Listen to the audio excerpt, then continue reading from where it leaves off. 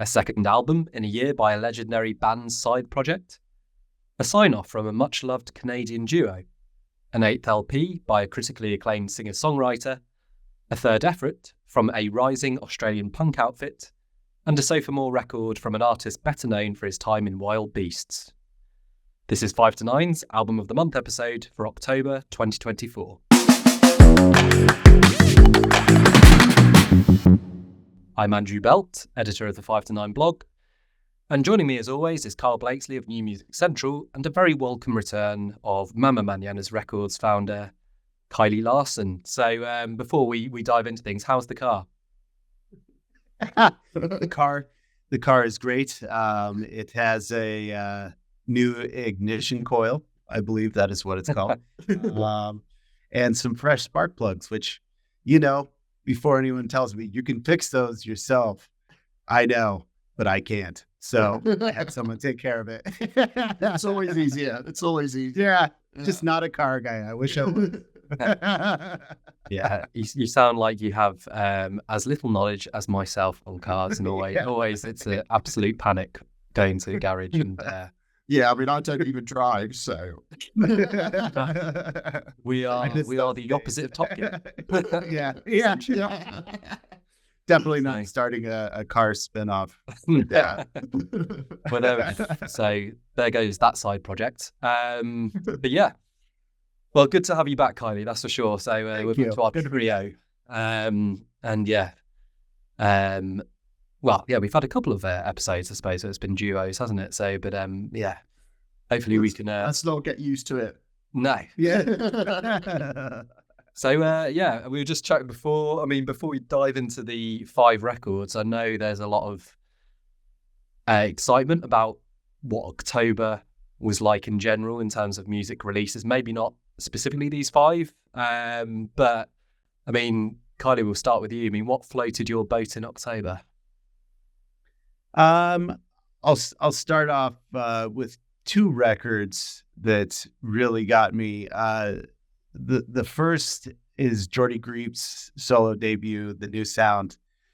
As someone who, I believe there was 2 Black MIDI albums, had a hard time getting into either one of those records. Can I say masturbatory on here? That's the word I always use to. We always click explicit when we upload. Okay, so don't worry good. about it.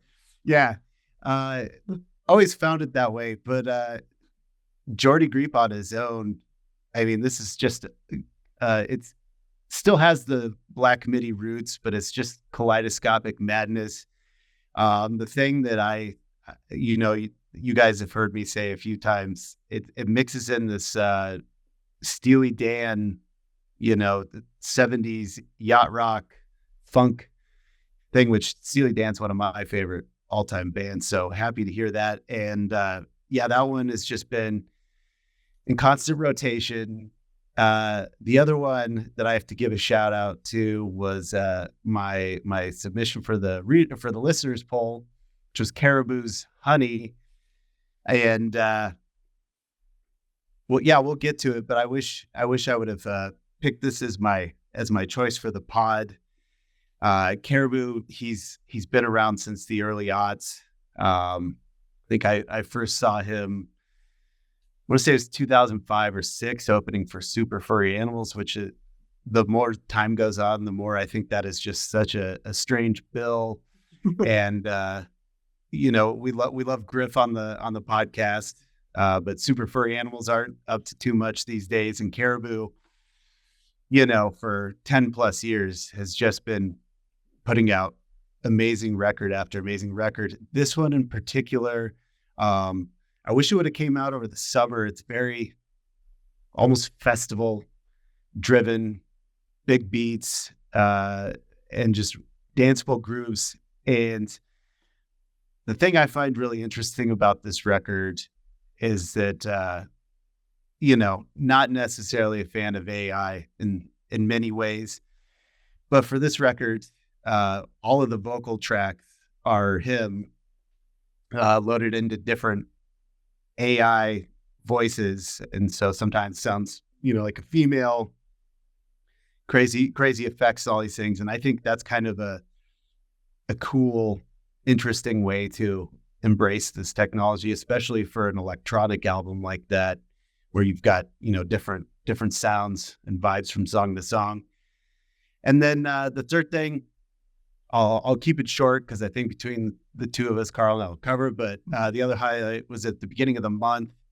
Karl and I got to meet up in Philadelphia and spend a couple of days together, which was, really nice after the three of us have been doing this podcast for a couple of years and knowing him from, his newsletter before that. And, we wouldn't go all that way without seeing a couple of great shows. The first night was Yard Act, which, we talked about a lot earlier this year. Really enjoyed their new record, and their live set just exceeded all expectations. It was at Union Transfer, which was a fantastic venue, one that I meant to get to when I lived on the East Coast, and just didn't. So nice to check that off. Highly recommend. If Yard Act is coming your way, definitely go. And then the second night, been trying to see Lemon Twigs for, I think that debut came out 7 years ago or so. Finally did it. And one of those shows that you have to go to every once in a while when you listen to so much music and go to so many shows, produce shows. There's a lot of music out there, and every once in a while you see those sets that really just make you go, yes, this is why I do all of this. And that was that Lemon Twig set. Underground Arts, self-explanatory. It was a basement show. Seemed pretty close to sold out. The energy was fantastic. And once again, too, definitely got to go see Lemon Twigs, especially if they're doing a club show. And let's sing on that trip. Shout out to Oscars. Yeah, one of the best dive bars out there. Very good. So,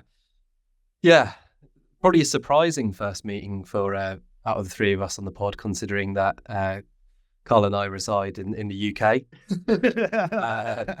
and just a matter of a few hours, train or car. But hopping across the pond as the first one. I know in the early new year there's a London show lined up. But Karl, I imagine moving on to your highlights, there might be a bit of a elaboration on your trip. Yeah, I mean, we'll correct that in the new year, Andrew, for sure. But I don't know when we're going to pencil in, R1 Kiley. So some point in the future. Yeah. Maybe after 4 years. Not recommended right now. Yeah. Maybe the other way around though. But yeah. Sorry. Yeah. Brilliant. So I won't go into too much because I think Kiley kind of covered. I covered a lot of what I kind of had down as well. But it was my first time over in Philly, and like you said, Kiley, crazy to think we'd be doing this podcast for 2 years. Obviously, me and you in contact for a couple of years, like before that too, as well. Just great to spend a couple of days shooting the shit, having way too much to drink, especially that first night. You mentioned Oscars there. Note to self: if Kiley ever offers you a shot of Rumpelmans several pints deep, you may want to pass on that one. But just a great trip. Seeing the sights of Philadelphia, and then Yard Act on the first night, Lemon Twigs on the second night, two pod favourites as it were. And the latter in particular you mentioned, just absolutely fantastic. One of the shows of the year for sure.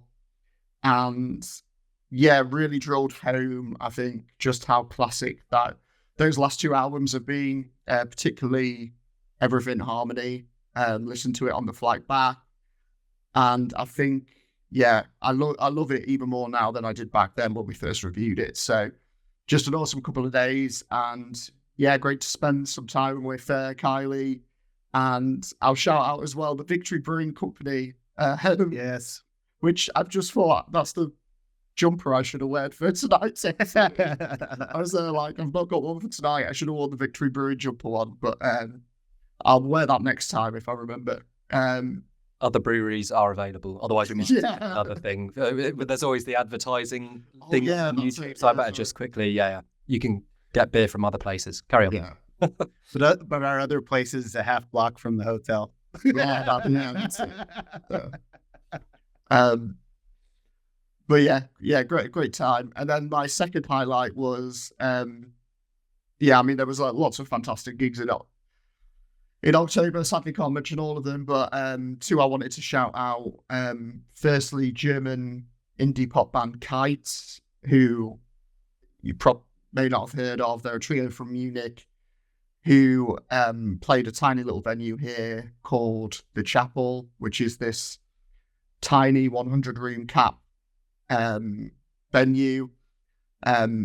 Funnily enough, above a microbrewery here in Notts. So there you go. That's the second one that we can shout out. But yeah, big fan of that pub. But this was the first time at their venue. Definitely won't be the last. Just a great little spot. And Kites themselves, I discovered them supporting another band back in March. Completely overshadowed the main act that night. Just the three of them, really tight musicians, great energy, super catchy songs. And then in the summer, I saw them in a small tent at Why Not Festival, and they were again just one of the highlights of the weekend. Got the whole tent jumping. And yeah, it was one of those, I saw they were playing this venue for less than £10 a ticket, I think it was, and it was just a no-brainer, just an incredible night. And it was one of those where everyone I spoke to there, when I was getting a beer and stuff during like the breaks, just overhearing conversations of everyone I spoke to. I'd also seen them at Rescue Rooms doing the support slot, and also at Why Not. I'd basically done what I had done and got a ticket to this one, and it was a Saturday night, just an absolute party from beginning to end. All their songs, they kind of played, but they merge into each other. So it was almost a bit like a DJ set. And again, the energy was just unparalleled. They came into the crowd at one point with their guitars, and I had to avoid getting smashed in the face with like the guitar neck at several points, which wouldn't have been good. But yeah, just a great show and fantastic band. And yeah, just a great advert, I would say, as well, for everything that's good about the grassroots music scene and why we need to protect it. You have this crowd basically there because they had taken time to see a support band or an act that they didn't know at a festival.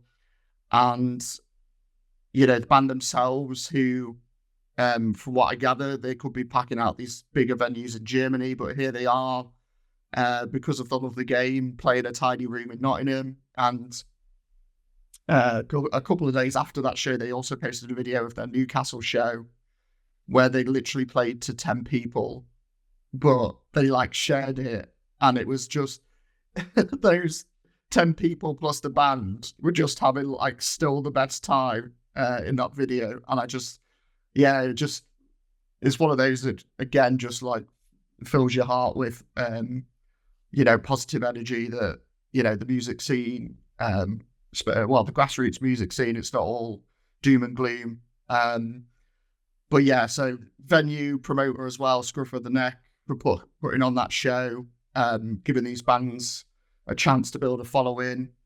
So yeah, that one could be my gig of the year. I think it's tied between that and Enter Shikari at the arena back in February. But yeah, right now those two are probably right at the top. And then the other one I very quickly mentioned was Wonder Horse at Rock City, a band we spoke on the pod about in August, who are just blowing up right now. And yeah, got to thank friend of the pod, Gemma, who was reviewing the show for our magazine Left Lion, and brought me along as a +1 for the night.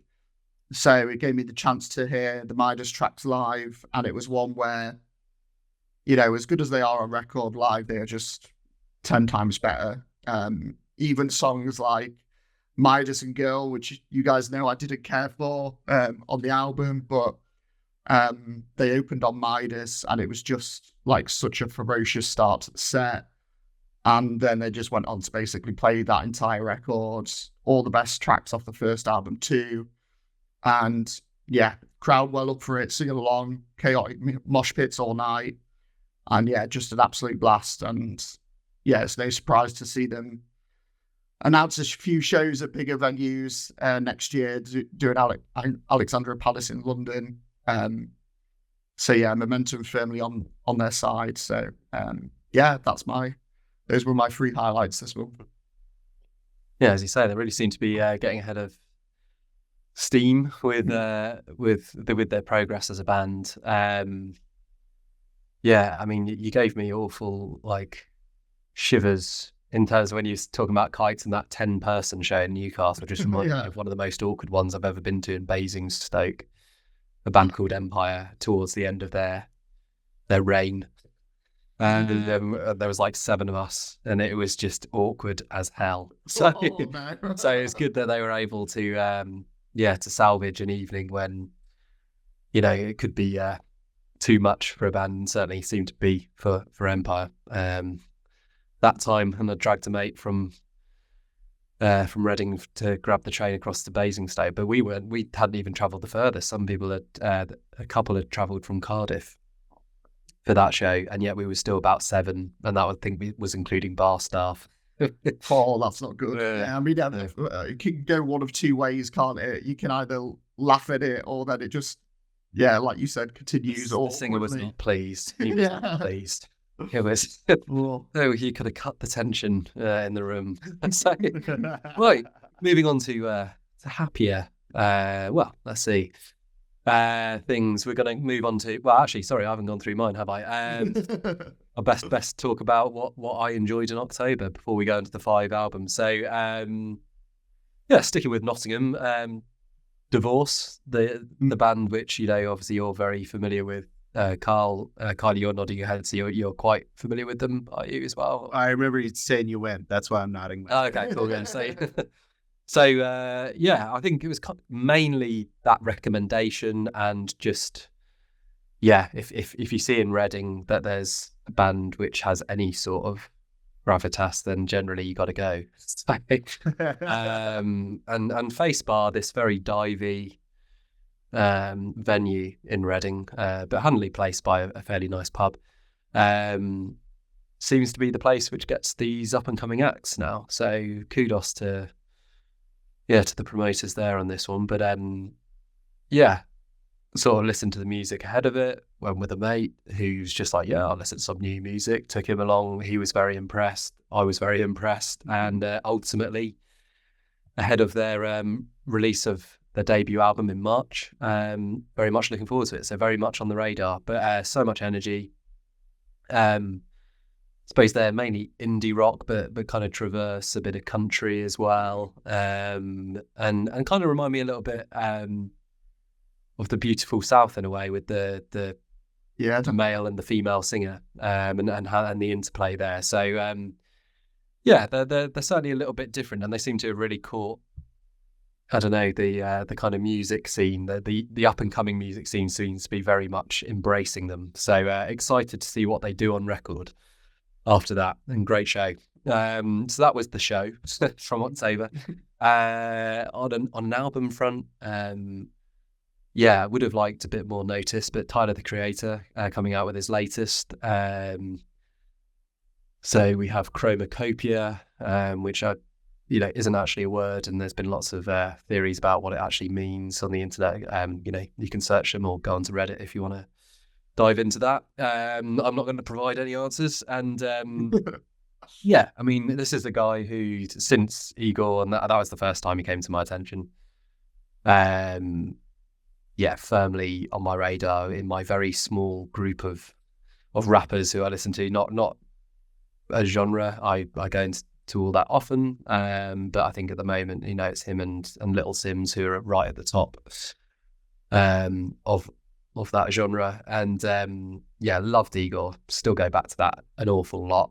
Call Me When You Get Home wasn't as good, but was still a really great record. And I think, you always get a lot of diversity across the Tyler the Creator record, and that is still the case with Chromacopia, where there's all sorts going on, some quite deep lyrics, some less deep lyrics, and just sort of takes you on this journey, which has become a bit of his calling card, I would say. So one I really enjoyed, and despite the fact I find time outside of these albums which we review for this podcast quite difficult, that is one which made an extra special effort for. And then just final one, not really an October thing, but just an artist I came across during the month, which called Romdeful, so ROM in caps, then Deful.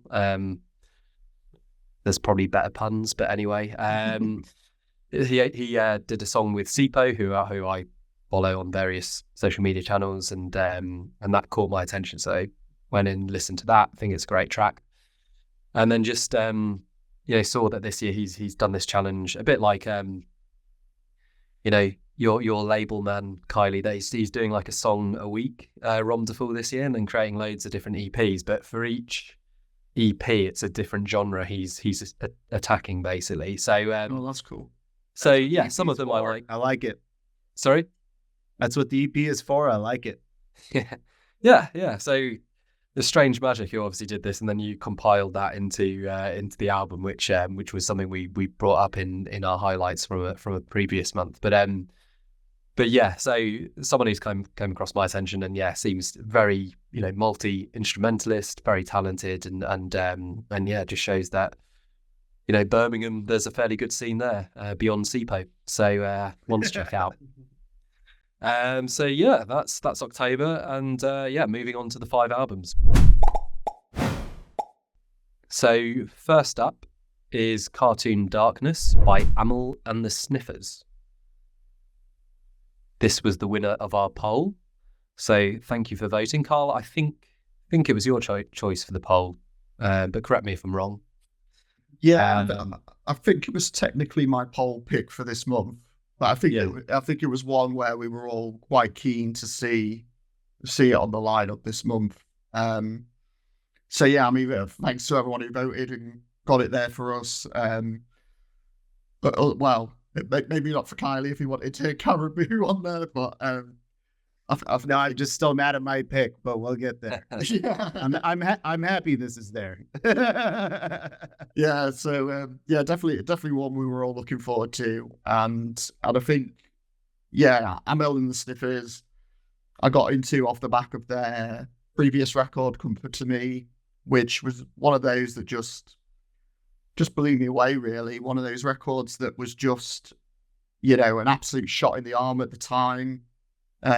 Real old school punk rock record, blistering guitar riffs, in your face lyrics, great aggressive vocals from Amy Taylor. And it's one of those where, not a single moment was spared across its 30-minute runtime. And just ended up well within my top 10 albums of the year that year. And since then, seeing them live a few times, including Primavera Porto earlier this year.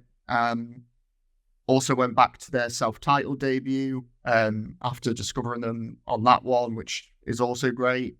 And just a band that I've got a lot of time for. I think they're terrific.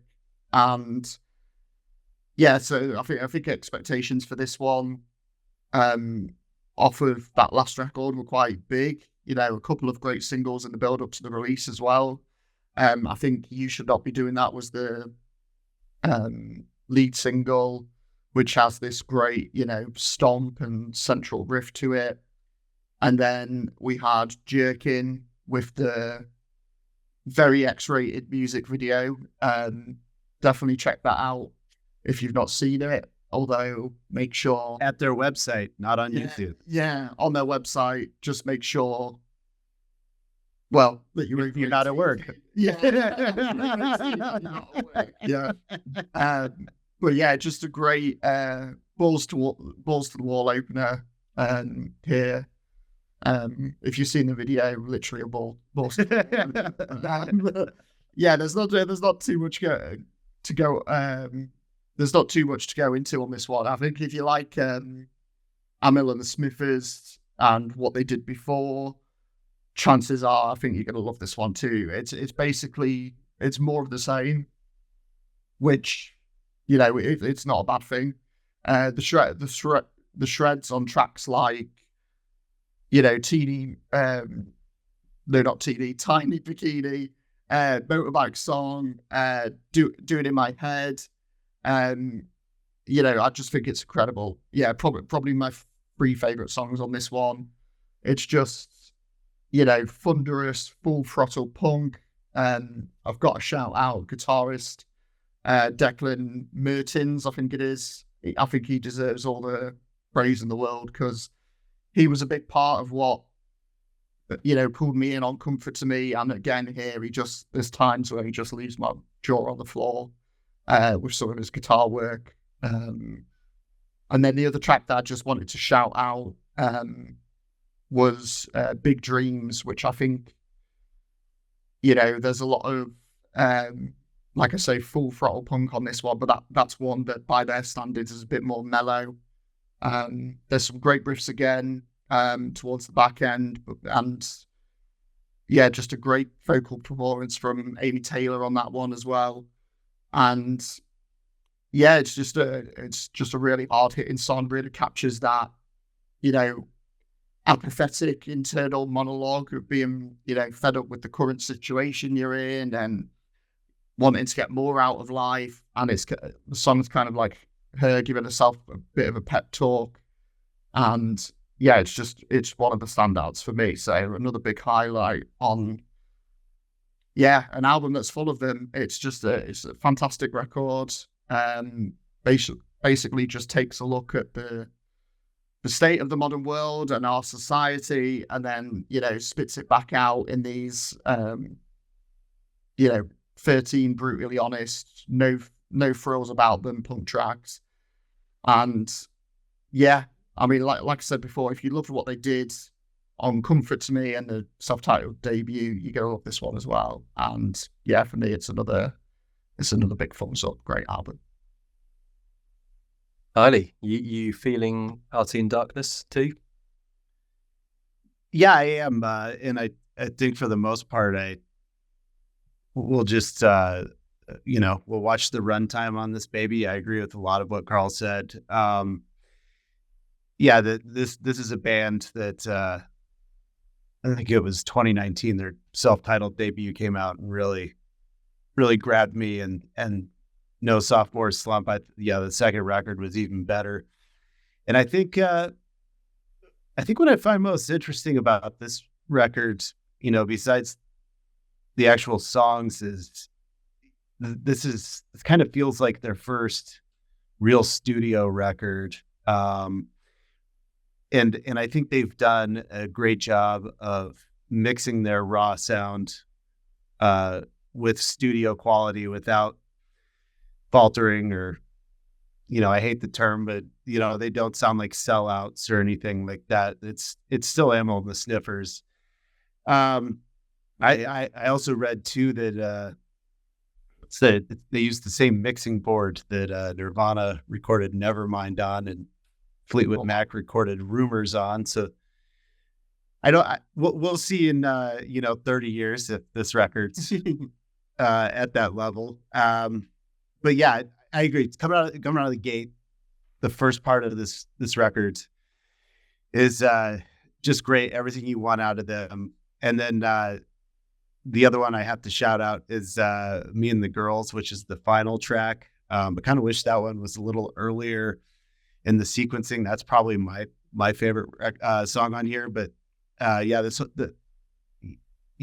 you're getting what you get with them, which is what I love. They're taking down capitalism. They're taking down incels. They're taking down keyboard warriors, and having a lot of fun while doing it. The thing I will say I disagree on is Big Dreams. I really want to like that song, and I appreciate them exploring a slower tempo. I don't know. Maybe should have been later in the record. Maybe switch that and me and the girls. I don't know. But yeah, really, really love this record, and still need to see them live because I know that's the bread and butter. Need to make that happen. I was in my tent at one of the End of the Road festivals when they did like a secret set at like 2 a.m. So I could hear them, and I was gutted that I wasn't there. So I still have yet to see them, but I very much. So that was, that would have been just around or just before their debut albums. That was the first I knew of them. There's my the usual End of the Road reference for you. Got to be done. And yeah, ever since then, liked them, but actually haven't listened to their album. So I was very pleased it was picked. So I would have to listen to the album and finally listen to a full album. So, definitely need to go back to the other two, particularly Comfort to Me, which I saw in many year-end lists. They're all very besides your own, Karl. Sorry? They're all very snackable. Well, yeah, I think this is like 36 minutes or something, but yeah, so this was nice. But yeah, one which like grew on me, because of you get what you expect on a first listen, but as you get deeper into it and listen more and more, I think you find more beyond kind of what you could get a superficial takeaway from this. It's just kind of punk rock throwaway blah, but there's a lot more going on, as you say, the lyrical content. Kylie, you mentioned some of the middle fingers they're throwing to various topics, and also having fun, and really serious about having fun as well. So, but yeah, I grew to really, really like this. I actually quite like some of the softer moments the most. So Chewing Gum, absolutely love that. Kind of this lovesick song with just classic feel to the guitar. It feels like it just could slot in if you were playing sort of, classic songs from the 70s and this was just in there. I wouldn't feel like, oh, this is out of place particularly, which is quite a rarity to bring something so classic sounding in the current age. They are a bit of a throwback, I would say. And the other one, which I absolutely loved, was Bailing on Me, which is this kind of, another, losing love. It's quite a contemplative blues song. There's even whistling at the end. So, it's not just guitars and drums. There's various things going on. I mean, me and the girls, which you mentioned there, Kylie, I enjoy the auto-tune vocals of Can You Believe It? It's Open Bar. Which is a nice touch. Reminded me a little bit of Richard Dawson's use of auto-tune from his 2020 album, just for like random lyrics. But very little which I thought was, I think there's a couple which are more filler-like, but not so many. That drags it down. I think it's very high level, and certainly the praise for the guitarist, as you mentioned before, Karl, is definitely due. I love the furious punk of It's Mine. It's only like just under 2 minutes long, but it's just shredding at its best. You can get lyrics like I want to ride you like Harley Dean. So there's all sorts. But it's fun. It's rock and roll. They are unapologetically themselves, and I think definitely deserving of being a band in the limelight. And they seem to have really, got that by this third record, and everyone is very much aware of them. It seems, or certainly those who have an interest in music, the publications. So yeah, very pleasing. And I mean, them supporting Fontaines next year in London, that's going to be one heck of a show. So yeah, Kneecap as well. So what a trio! And Kneecap, as you say, I see they're headlining a festival in London as well next year. But great album. So I think we're off to a solid start for October. Right. So having given a very generous review of Amyl and the Sniffers, our second album is Fate and Alcohol by Japandroids. And this one was Kylie's pick, You did refer to this early, Kiley, so over to you. Yeah, I mean, start off with the good, which is the Japandroids recording career. I think most Japandroids fans would agree that their debut Post Nothing is really solid, and then Celebration Rock, I mean, is a defining album of last decade. Brian King and David Prowse always, I always really appreciate a duo that's just guitar and drums that somehow manages to really fill out their sound. And I even their last one in 2017, Near to the Wild Heart of Life, I listened to that album quite a bit when it came out, enjoyed it. But Japandroids are kind of like, in a way, like Amyl and the Sniffers, is that you know what you're going to get out of their records. And I think Fate and Alcohol, this new one, we've kind of hit the bottom of the creative well here, in which the narrative around this album was that it's their farewell after many years off of not doing anything. That's why I chose it, because I was honestly kind of surprised that they were going to come back for one more record. But yeah, the music is still the Japandroids here. I think it's just a lot of the lyrics and the vocal production that I just can't get into on this record. We were just talking about with Amyl and the Sniffers, all of the current topics, the world's problems that they address on that record. And then, for instance, the first track on Fate and Alcohol here, Eye Contact High, just it almost makes me cringe with him, walking down the street, seeing this girl and making eye contact, and she doesn't turn around, and he wishes she would have. And it's just that kind of emo boy longing that is long past where I'm at in my life. It doesn't work out for me. But D&T, Alice, Chicago, I think the first 4 songs on here are pretty good, but I find myself with the rest of the record just falling into that signature sound that Japandroids have. And, they did it better last decade. And this is kind of the result. I kept on thinking a lot of, I want to say I saw these guys 4 or 5 times, between the first album and the third. And first few times, just amazing live shows. But I remember seeing them on the tour for Near to the Wild Heart of Life. And I think it's a combination of myself and a combination of where these guys are at. They just sounded and felt tired with the whole thing. And here we are 7 years after that. So I think it's really just doubling down on that. So yeah, I brought this one to the table. I was excited to have them back and put Caribou as the listeners poll.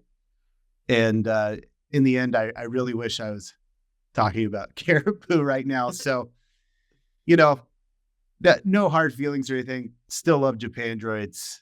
Mean a lot to me in certain parts of my life, but this record, we're not on the same page anymore. You agree there, Karl? Not on the same page with this one? Yeah, I mean, I'm not sure if I like to go with Kiley, but it's one of those where I feel like I might have listened to Celebration Rock and the debut at the time. It's one of those where I looked at the album cover and it was like, oh, it looks really familiar. But yeah, I mean, going into this one, it definitely felt like my first time listening to these guys, at least my first spin for, a decade plus or whenever those albums came out. Yeah. Makes you feel old. Yeah, I quite enjoyed this one. It's it's 5 minutes of feel good rock songs. Shades of bands like Gaslight Anthem. I mean, that's not just because there's a song on here called A Gaslight Anthem. Definitely got some similarities to that band. Also, Jimmy Eat World, I was getting in places too, which for me isn't a bad thing. And yeah, I mean, the lyrics are dated. I think for me, you mentioned like emo boy lyrics. I mean, for me, it was definitely like more of a nostalgic element. Feels like a throwback to the noughties in terms of its sound, but also in terms of the lyrical content.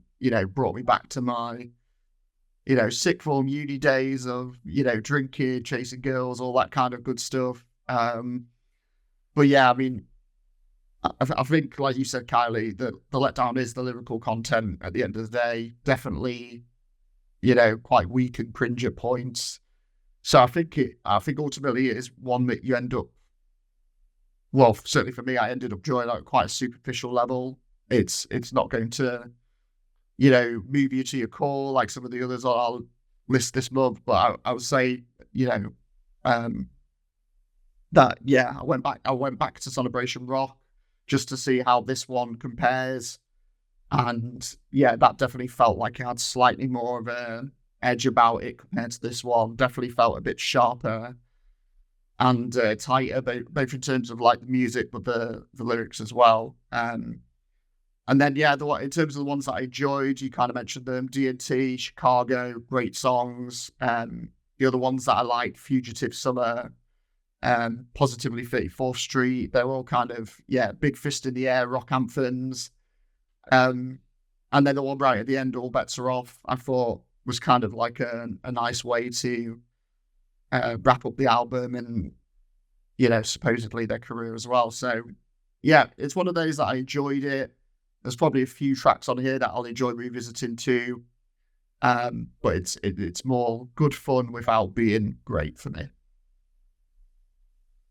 Yeah, I don't think we're going to diverge really from, how you landed with this album, both of you there.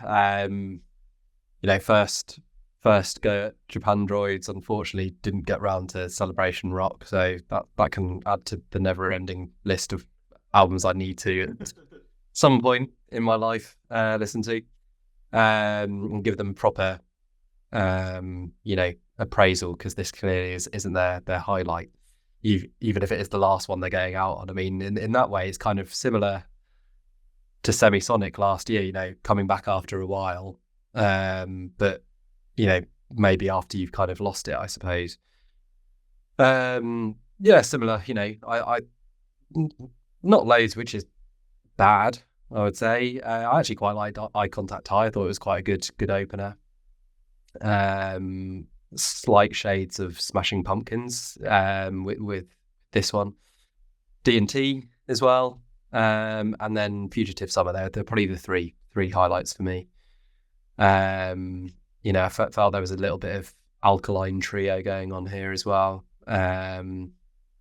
But yeah, it's ultimately like, I don't know, I'm just put in mind of Steve Buscemi, in high school. It's that kind of thing.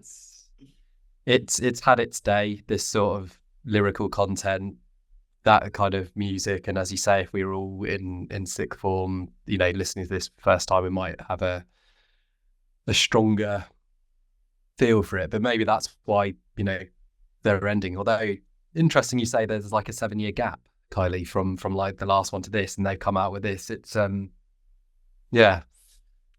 you'd think there are guys with day jobs besides, so I get it. Wanted to remember that feeling and come back with it. Yeah, it's kind of like that. Or like, Blink-182 coming back now, and it's like, yeah, but you still certain like genres or bands are best when they are that young, and unless they adapt. And then this to me sounds like a band who clearly had that moment but they haven't adapted, and this is just to kind of reach back to that time, but it doesn't have that freshness that it might have had. So yeah, I mean, there's not much more to say, because I think you guys have said it and you're way closer to the band and the topic. But I just thought it was fairly spot on what you both said in terms of how I feel, and yeah, I don't think there's going to be much more value to be gained from taking up any further time. So yeah, we will move on to our third album, which is Patterns in Repeat by Laura Marling. And this was my pick. So yeah, 8th album from Laura Marling. And another artist who, you know, I have precious little knowledge of beyond her last album, which was the Mercury Prize nominated album. Not her only one. I think she's had a couple which have been nominated in the past. I don't think she's won any, to my knowledge. But I would imagine I Speak Because I Can was probably a nominee, right? And her debut definitely was. I want to say she's had 3 or 4. Yeah. So always critically acclaimed, and yeah, you know, since 2020 was, I suppose we were all searching for things to do, and yeah, I was finally getting back into new music again after a bit of a gap, and yeah, 2020 Mercury Music Prize it was a great list that year, and this plus Michael Kiwanuka's were the two favourites, although Kiwanuka I think was very much the deserving winner that year, but Laura Marling's Song for Our Daughter, just a really, really great record. And I just thought, you know, this time of the year, something a little bit pared back and acoustic. It's a good time of year. But, you know, we're hitting that autumn time. You know, I'm going to the park quite a lot on the weekends with my little boy and pointing out the yellow, red, and orange leaves on the tree. So this kind of music is you know, good for this time of year, I find. And yeah, what I did learn though is that she didn't actually have the daughter at the last record, and that was like an imagination. So that was a bit strange. I'd always just assumed that had happened. So this is almost like, you know, this is the real deal, as it were. Patterns in Repeat. She now is a mother, a first-time mother, and yeah, getting to grips with motherhood, and so that really paves the way for a lot of the lyrical content in here. You know, it's not as good as Songs for Our Daughter. That's one of the things to get out of the way, I suppose, early on. I think that speaks more to just how good her previous album was, to be fair, and actually like the kind of shuffle which comes on straight afterwards played one of those songs, and not even like one of the main songs, just one of the random songs off that album, and I was like, wow, that's another level. So so it took me a while to get into, but when I did, you know, it's just your classic signature Laura Marling kind of songs, really, and I grew to really, really quite enjoy a lot of what's on here, particularly in the early part of the album with Child of Mine, Patterns, No One's Gonna Love You Like I Can, one of the singles. They for me are the three standouts. You know, Child of Mine being a love letter to a daughter. You got lovely background harmony, swell of strings with Patterns. It's just that probably the best one, Patterns. Very hooky, going on about the passage of time. And then No One's Gonna Love You Like I Can, I think, just a really nice intimate one about us being in a relationship and that knowledge of someone which no one else is going to have, that access to someone. It's a bit, you know, very simple kind of vignettes, but just sung really beautifully and yeah, simple but powerful lyrics. And I just find that kind of honesty always comes through in her music, and it comes through here. You know, from No One's Gonna Love You Like I Can, there's not really another moment which gets to such a level, but lots of other good songs I think on here. Caroline, I think, is a really nice one. You got Lullaby, about the sleepy state of a parent. Yeah, don't we know it? Lullaby Instrumental is the one which they go out on with, which has lovely Spanish guitar. And the one which, I mean, I get why it's in here, the interlude, Time Passages, but just really doesn't do much for me. It's a bit of a palate cleanser. I know, Kylie, you had a particular comment on it, so I'm sure you'll come to that in your review. It reminds you of I think of a theme tune. Or Lullaby, the instrumental. The interlude, I think, was the one you said. It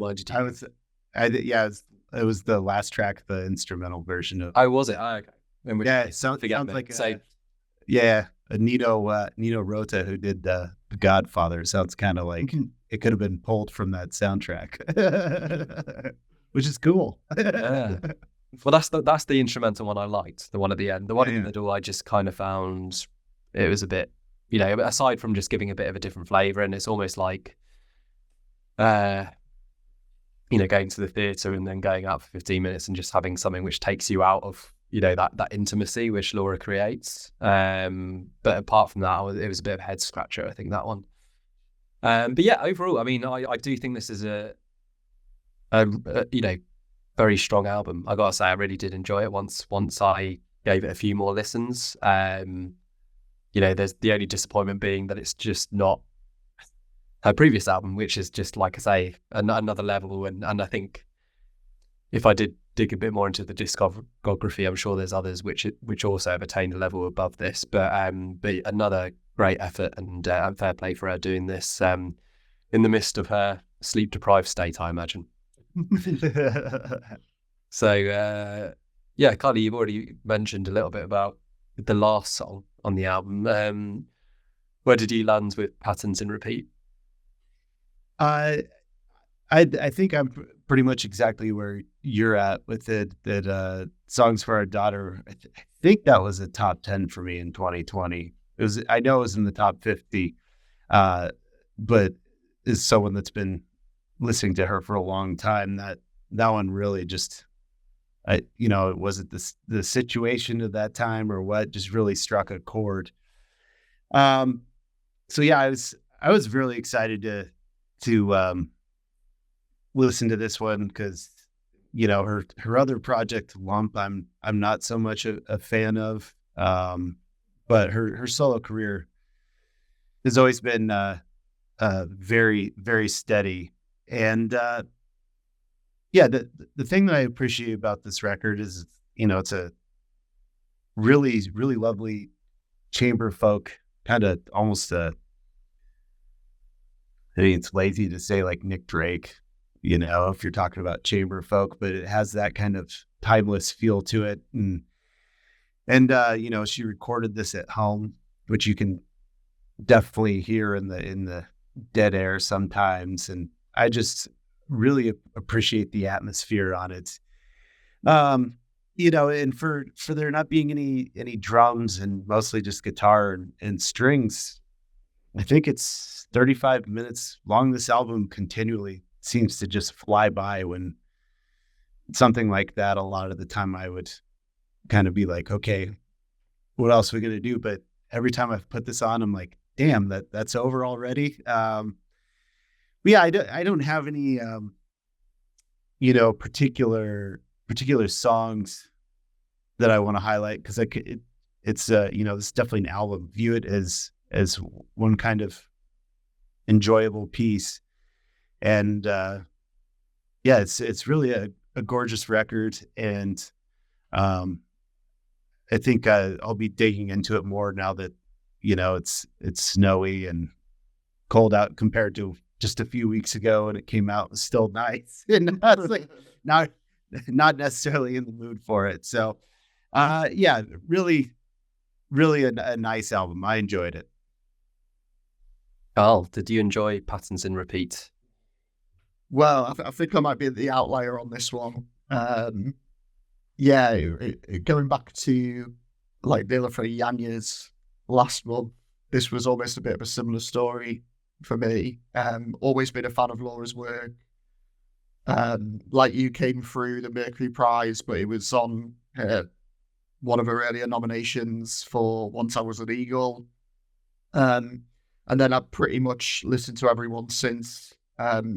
With my favourite of hers is, Song for Our Daughter. Some, like you guys say, I think it was just came out at the right time, and just some really beautiful songs on that record. And yeah, like you said, where that record she was writing about the fictional daughter, obviously on this one, her daughter's now here. And this, for me, this album feels very much, it is a love letter to her daughter. Very understated, extremely minimal. We've obviously got the 2 tracks named Lullaby, but I think all of them kind of have the feel of, Laura sitting by, her daughter's bed with an acoustic guitar, singing her these songs. And, like you guys said, you get really brought into that intimacy with the arrangements here. But, there's that gentle sprinkling of strings at points too, which I can really appreciate. And yeah, I mean, it's all very lovely. It's exquisitely written. It's like you say, time flies by, and it is quite a flawless record. But for whatever reason, I've played it several times. It's just not hitting me in the, you want it to hit you in the feels, and it's just, I wait for that moment, like on her previous work, where it'll hit me. And for whatever reason, this album's not doing it for me yet. It's one of those where I'm finding myself appreciative of it, but when it finishes, I don't get the urge to kind of rush back to it or anything. You mentioned it's not quite at the level of Song for Our Daughter. I think for me, when I think of those songs from that record, the likes of the title track, Only the Strong, Held Down, Strange Girl, none of the songs here, I was expecting them to stick with me like that record, especially when you read the acclaim that it's getting. But yeah, it's a very different record. Definitely some beautiful moments on here. You mentioned Patterns. I think I'd agree that's the highlight. No One's Gonna Love You Like I Can. And then Your Girl. I think it's a gorgeous, trio in the first half. And then in the back half, the likes of Caroline, the title track. But yeah, overall, it's just, for whatever reason, it's not gripping me like I was expecting it to. I think, the acclaim for it is justified. There's nothing wrong with it. It's clearly clicking for a lot of people like yourselves, but ultimately for me, it's feeling like one that falls more into the easy to admire, but maybe hard to love category. I always get the impression that it's not a record for me, I think, when I'm listening to it. So yeah, I mean, easy to admire, hard to love is maybe the wrong term. I'd go for appreciative, but maybe not completely compelled with this one. That's how I'm kind of Yeah, a tweak to the catchphrase. Very good. Well, yeah, it's probably the most nuanced of opinion we've had, because we've generally been in agreement across here. But even that was didn't feel too much of a divergence, to be fair, Karl. So, right, let's see how we get on with our fourth pick, which is Endless Rain by One True Pairing. And Karl, this was your the second half of your Wild Beasts double header. Yeah, so obviously you mentioned it at the top, but yeah, for those that don't know, One True Pairing is the alias of Tom Fleming, former singer, songwriter, and guitarist in Wild Beasts, alongside obviously Hayden, who we covered last month. And it was one of those that, kind of the stars aligned a bit. We covered Hayden last month, thought it would be good to check in with Tom on this, his second solo record. So yeah, I mean, it's similar to Hayden. He released his first solo record not too long after the end of Wild Beast. They split in 2018, and then the self-titled One True Pairing album dropped in 2019, the same year that Hayden released Diviner. And, where Hayden kind of went in a completely different direction to the final Wild Beast record, I think Tom almost continued in a similar vein. The record had these you know, big Springsteen-esque, like stadium rock riffs and, you know, synths going on. But then the songs themselves lyrically dealt with, you know, the people and places of Little England. So that, like, there was this cool contrast between, you know, the big sonics and like the intimacy of the places being talked about in the lyrical content. So it was a cool contrast, and yeah, I really enjoyed that debut. It's one of those I still return to the songs, you know, 5 years on. But yeah, it seems sadly it just went completely under the radar for a lot of people. There was that very revealing interview with Tom in The Guardian that I shared with you guys about the time between that record and this record, and it, you know, it really hit home what a tough time it's been for him. You know, Wild Beast split up, which it seems from what he was saying, he wasn't completely on board with that decision.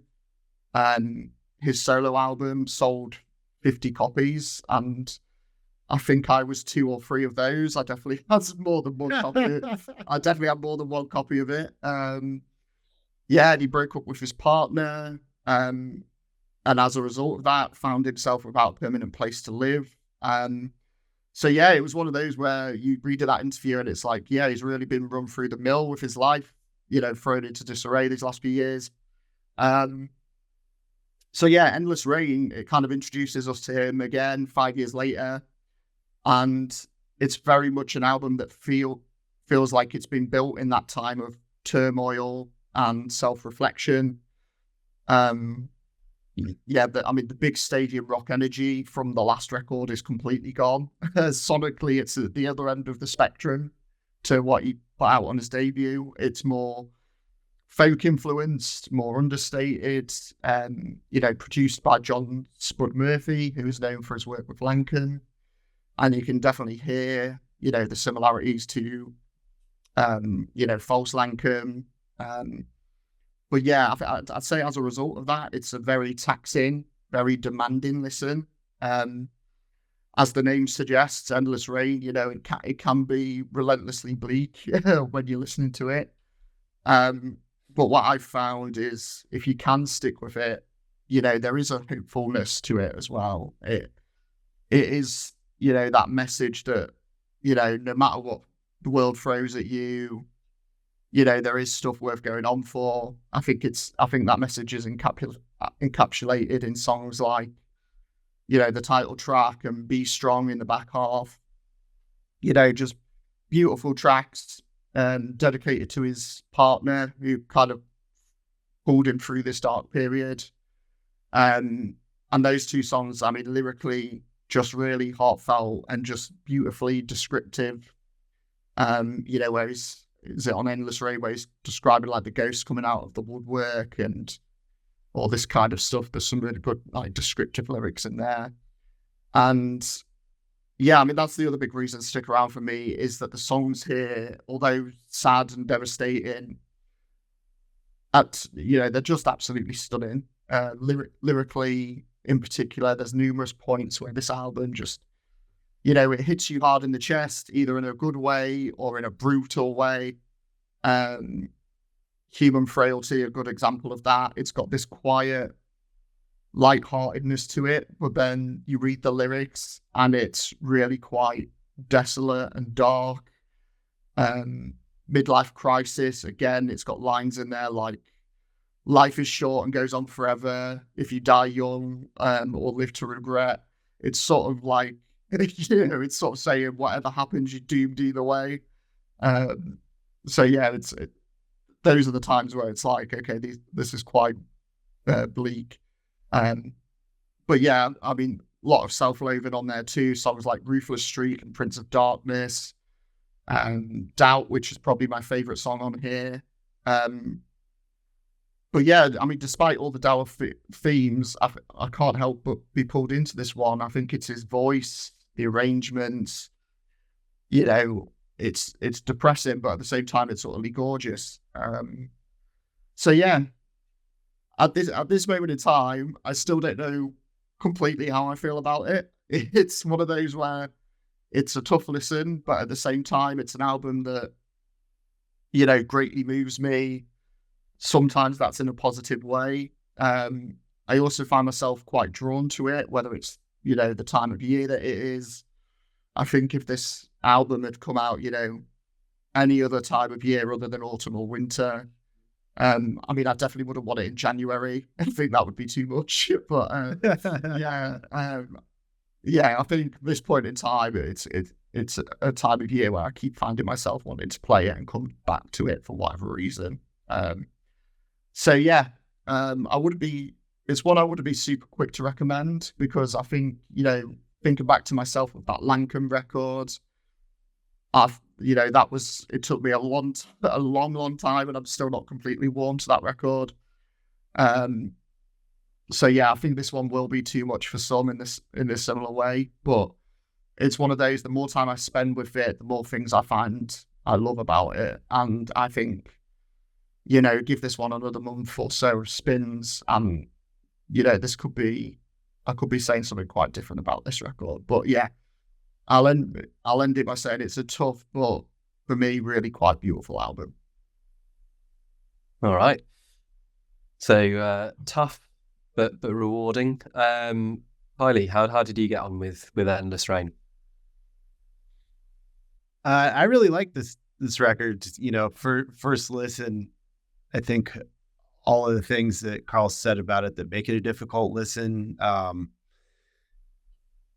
I think it was just, wasn't the right day for it. And kind of put it on, played it. Okay, I'll come back to it. And then it was actually just earlier this week when I was revisiting all these albums again that I really came around to this. And, obviously, if you sold 50 copies of the first album, I didn't hear the first album. And I do have to say, shout out to Domino Records. If someone sold 50 copies and you're releasing their next record, good for you guys. Thanks for not being dicks. But yeah, this it's funny, without having experience on Tom's voice. When I first listened to it, the first thing that came to my mind is that it was like, Guy Garvey on an elbow record, but it's supposed to be played at 45 RPM, but you're playing it at 33 RPM. It's just like an even deeper Guy Garvey. And kind of looking at it from that perspective, this is in a way like a really, really great elbow record. Not necessarily lyrically, but just the his voice and the atmosphere. And once you kind of get over that initial, okay, all right, let's do this, it really does pull you in. And Endless Rain, Tunneling, really love those tracks. And I love records that have just like a random run in the middle that are, my favorite part of it. Same with you, Karl. I really like Doubt as well. I Don't Want to Do This Anymore. And then Midlife Crisis and A Landlord's Death. Those are my, big highlights for the record. And then Be Strong is pretty good too. I like that one. The only one that I think I would have maybe omitted from it that I still cannot come around to is Frozen Food Center. Not that I love long songs, but at 7 minutes, there's just something about it that it never gets to where you're wanting it to go. So, otherwise, I think 12 really strong records. And, as a complete surprise, I'm very happy with this record. And I know, moving into year end here, that this is one that I'm definitely going to be coming back to and really just peeling apart the layers to it. So, I'm going to be we ended with Karl not so happy with Laura Marling. I'm going to be the one to sort of say that I don't love it as much as you guys, Endless Rain. I did find it, it's what you say, Karl, in terms of like having a warning on a CD and just sort of saying, it's a bit sad. Sorry? This dude is sad. Warning. Yeah, exactly. You might need to consider what kind of mood, what kind of space you're in to listen to this one. So, it's, I don't know, dreary days in the UK and listening to this, it's probably the setting for it. But yeah, I mean, what stands out? I mean, I loved Wild Beasts. So, it's hearing his voice again, which is very warm, very different to Hayden, who takes on that more kind of high pitched and operatic almost sometimes levels, whereas you got that just really strong, the Guy Garvey reference thing is fantastic. As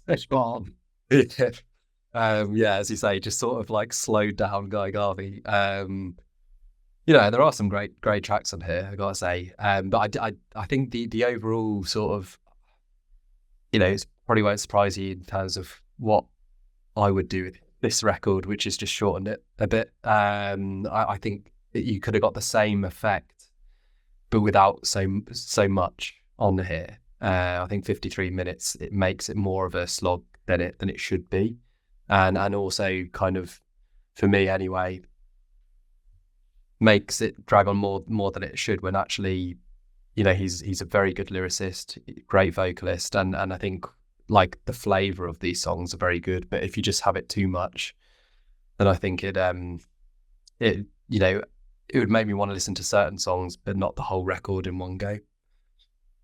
I think the ones which you picked out, Kylie, were my favourites as well. Midlife Crisis and The Landlord's Death. I mean, Midlife Crisis, continued the bleak lyrics in there, but is one of the most like upbeat musically. It's just such a juxtaposition. And then A Landlord's Death is one of the strangest kind of subject matters for a song. This kind of justice fantasy, which he plays out, which I don't know, it's just considering the rest of the record, that like middle section is just like great, just really, really good. And Be Strong, another one which I really, that one I felt we were in Wild Beasts territory. Quite a straightforward acoustic song, but very powerful. And I love the start of it as well, with the really kind of taut strings, which are kind of like almost being scratched at the beginning, which I think is probably the best way to kind of get you into the mindset for this record. So, there's an awful lot going on here. I think it's probably just the length and a few of the songs which I, just didn't really get to grips with. But nice to, listen into Tom Fleming's work after, such a long time, and I wasn't one of the 50. So, I think that it's a great companion, that article, Karl, which you shared, just to kind of put everything in context with this. A lot of turmoil has gone into this. It's bleak, but that is what he's experienced. So what else would you expect, kind of thing. And I didn't know it was the Lankan producer, but that makes a hell of a lot of sense. with this record, I gotta say, it's that same, and even with that Lankan record, I think like you, Karl, I've really struggled. I appreciate it, but I mean, that is one where you have to almost sort of take a breath before you get into like, okay, I know what I'm getting into here. It's not like you just like randomly stick on. Otherwise, it's just going to be so jarring that you just can't deal with it. But it's a really austere, unsettling at times kind of atmosphere, which the producers created in both records. And I think if you are someone who likes False Lankum, then this is certainly one to kind of do that deeper dive into those kind of that production, I suppose. So yeah, like I say, package this up as a 6-7 song like strong EP, and I would be saying much more positive things as it is as a 13 song 53-minute record. I found it, I think, a bit of a slog as an overall piece, but very intrigued from what you say, Karl, about that first record, and then to see where he goes next. And I hope that, personally in his life, things improve, and then we'll see how that's conveyed, having gone from his sort of stadium rock stuff you were saying on the first one to this one, which is incredibly bleak. See how he shapeshifts in the same way as Hayden has done in his own solo career. So quite a fun little experiment over these 2 months to realign with the Wild Beasts pair and get two very different stories from that. So we've gone through 4, and now we kind of return to one to an artist we spoke about earlier in the year. So it's Cutouts by The Smile. This was the pick from our guest selector, Phil Taylor, who is known as the Music Observer via his own blog. He's also a regular contributor to various music publications. So do check out his musings on various artists, particularly new artists. This was his pick. And I'll go to Kiley here first. At the top of the podcast, you mentioned whether you can say the word masturbatory or I don't even know. Masturbatory. And I'm pretty sure that was what was used in, or at least a similar adjective when talking about The Smile the first time round. So how masturbatory is Cutouts for you? I think less so than Wall of Ice. I mean, to tell the truth, when this got nominated for the pod, I was like, oh, goddamn, how much do we have to talk about The Smile? Which, as, someone that's, I'm not too interested in Radiohead these days, but one of my favorite bands, in over the course of my life, I kind of I hit play with this thing. I was like, okay, what are we going to do this time? And although I know Johnny Greenwood's really into the strings these days, and like Foreign Spies and Instant Psalm just kind of dragged out of the gate. And I was like, oh my God, we got to listen to a whole record of this. But a little surprise here for me. The Teleharmonic was the one song I liked on the last album. But in a completely different vibe. Zero Sum and Eyes and Mouth are easily my 2 favorite songs The Smile have put out. It's just, sometimes Tom York can be so self-serious, and I think The Smile falls into that trap a lot of the time. And Zero Sum and Eyes and Mouth really are where they let the 3 of them go. You got Johnny Greenwood's crazy guitar shit that he's possible of. But mostly Tom Skinner on this album, Sons of Kemet, big fan of them. And obviously he's an insanely talented drummer, but those first 2 albums, I just felt like he was underutilized. And this one's a little, it's got its funkier, jazzier moments. I think that the other 2 were missing. And, for me, felt like this is the first time that I was excited that he was a part of this project. So those 2 songs, I also enjoyed the Slip as well.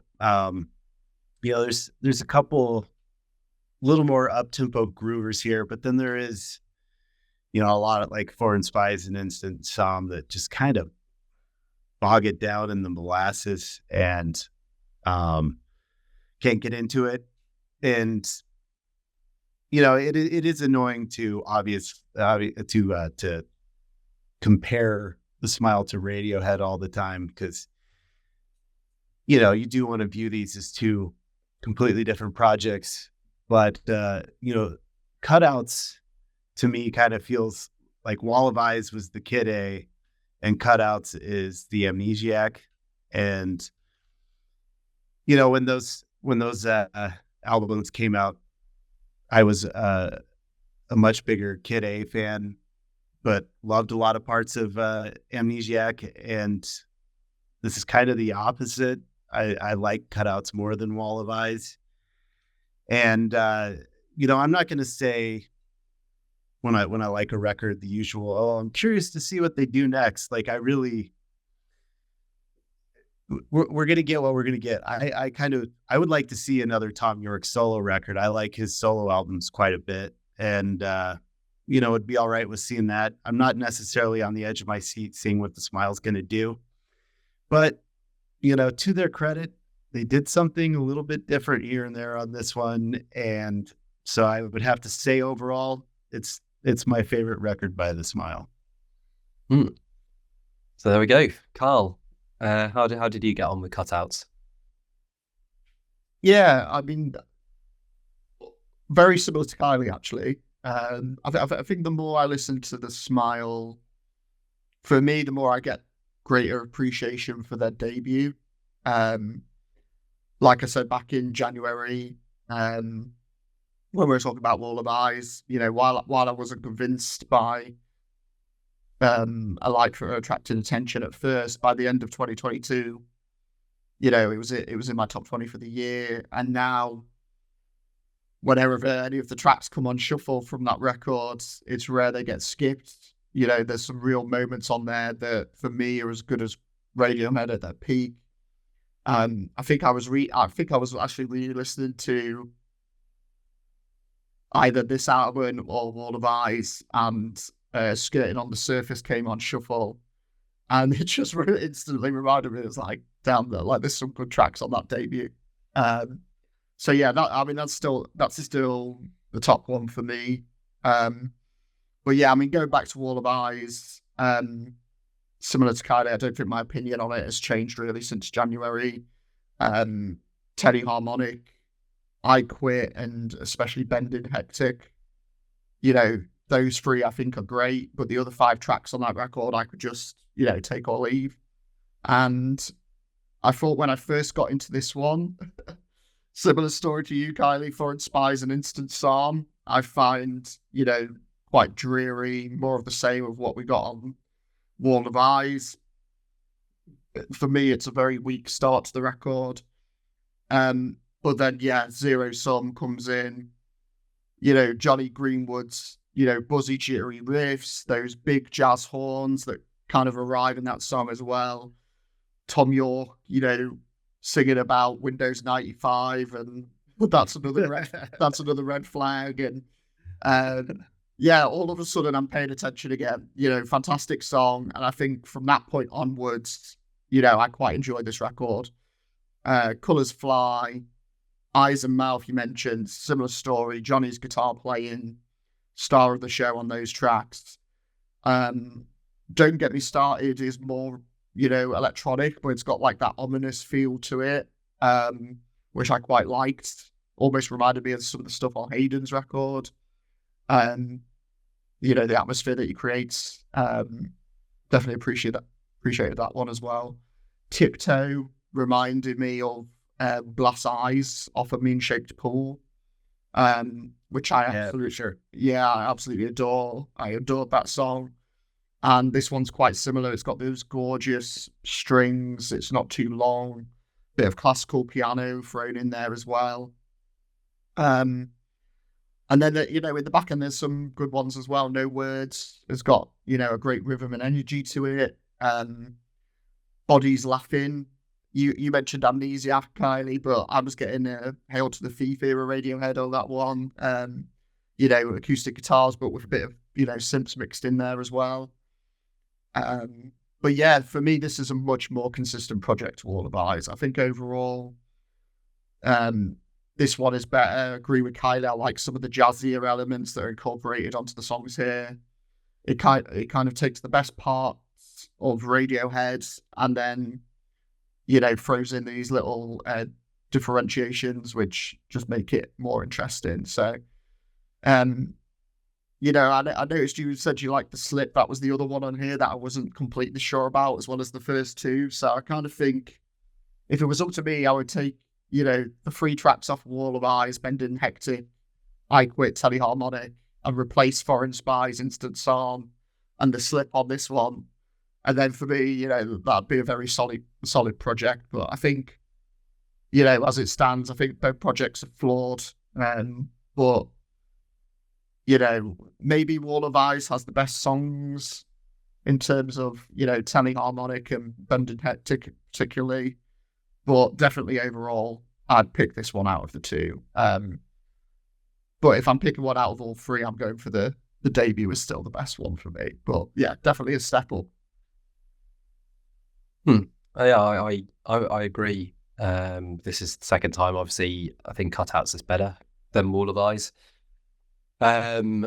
It's got a real jam energy to this. I think it's a Johnny Greenwood album mainly. He's just pulling out whatever he wants to pull out, having fun, telling Tom to just do whatever he fancies singing about. I find like Tom Skinner's drumming sometimes it seems barely existent, and at other times it really comes to the fore and stuff. So it's just got that kind of feel of almost the three of them just getting together and just letting the tape play, and at times you get those kind of highs, and other moments it just drifts.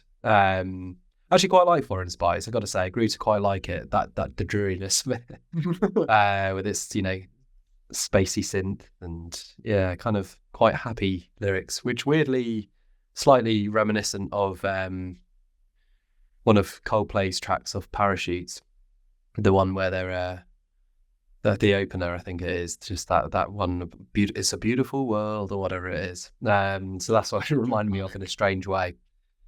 Sorry, don't panic. Don't panic. Yeah. Exactly. Yeah. Yeah, exactly. But kind of. Don't get us for the copyright. Well, yeah, you'll be invited on tour. There you go. You've got your wish. But yeah, it's one of those typical songs where it's just like, why did you pick that as the name of the song just to be different? And it means that you can never remember it. But well done. Let's be fair. Remember it. I definitely wouldn't have got there. I mean, you guys have mentioned it, Zero Sum. That's the one, like, so you're kind of drifting a little bit and then suddenly like, whoa. Here he comes with a fantastic guitar work. And almost Red Hot Chili Peppers, like, I would say a bit of that. But yeah, just great fun. Eyes and Mouth, you mentioned as well, more kind of jazziness. Tiptoe reminded me a little bit of like Greenwood's solo kind of classical work with the string arrangements, and just so lush. Quite like the Slip, actually. Yeah, I enjoyed the guitar and its swagger in it. More sort of letting loose, no words. I enjoyed the kind of spidery bass, and more guitar swagger is what I've got here on the notes, and then Bodies Laughing. I thought it was kind of the most Radioheady track, even though I've got such a small... I know the singles of Radiohead, but don't actually have any albums to fall back on in terms of knowledge. But that, for me, had the most synchronicity. So, yeah, enjoyable. The other ones which I've not mentioned, I thought were okay. And yeah, it was Cutouts, and I think these were the ones which didn't make Wall of Eyes, but actually the way this has been put together is an upgrade on that one, which I think all of us felt was all right, but nothing more. And I'd say this is a little bit more all right. With I think Zero Sum is the definite kind of one which will, when I think of this album, that's the one I'll think of, basically, which is a good triumph on that front. But there we go. So we've gone through all five, and now it's time for the verdict. So, who's looking keen? I'll go first. I'll show you. You go first. Go, you go first. So, yeah, I'm not going to say too much about them. We've said enough, but Japandroids is my fifth place choice. One True Pairing I've got in fourth. Smile is my third place, and then it was I really struggled which one I preferred, but I think despite what I felt my inclination would be, Amyl and the Sniffers for me was my favourite album, which we've reviewed this month. Just had some of the more memorable tracks, and I think that's certainly take on what you said, Karl. I think I do agree on that front. You know, with Laura Marling's Patterns in Repeat, whilst it's one I really enjoyed, there's fewer tracks which like I'll instantly think of when I think of that album. Whereas Amyl and the Sniffers, there's some very obvious candidates. So that was my run through. Karl, do you want to go next? Yeah, so similar to you, Japandroids 5th. Not so similar to you, I had Laura Marling in 4th. Like I said, it's just not gripping me like some of the others. In 3rd, I've got The Smile. And then the two that I've kind of found myself coming back to the most, I've got Amyl and the Sniffers at 2. And then, despite the bleakness, for whatever reason, it's pulling me back in. 1 True Pairing just edges it for me. They're fairly wide open, as we have Kiley, who's going to take us one way or the other now in our voting. I don't think, because we've not had enough talk about voting this week. Yeah. Sorry. Yeah. Has this ever happened before? Karl and I, we actually have the exact same rankings. Really? Wow. Yeah. So I've got Japandroids at 5, Laura Marling at 4, The Smile at 3, Amyl and the Sniffers at 2, and 1 True Pairing is the number 1. Wow. I was not expecting that. I thought it'd be like 3 completely different. Just given the month that it was, there was no real kind of. Yeah, I mean that is fair to say that,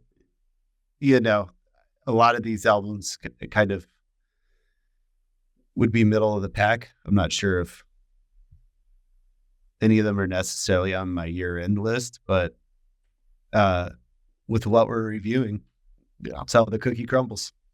Yeah, that's cool. I know me and Andrew have definitely had one where we've got exactly the same before. So, yeah, that's quite cool.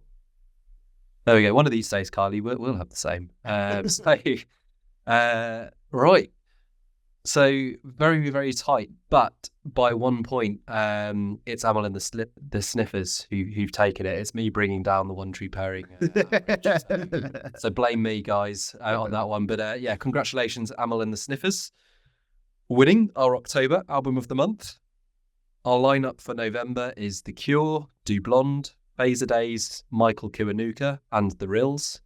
That will be our penultimate episode before we come to our year-end pod, and we will also sneak in a short wildcard section to give a few albums which we haven't included over the year an opportunity to sneak in and get through to our top 20 ahead of recording that. And keep an eye out for that. And as ever, stay up to date with what we're up to by following 5 to 9 on X and Instagram, New Music Central via @NewMusicKarl on X, and Mama Mañana Records via @Mama Mañana Records on Instagram.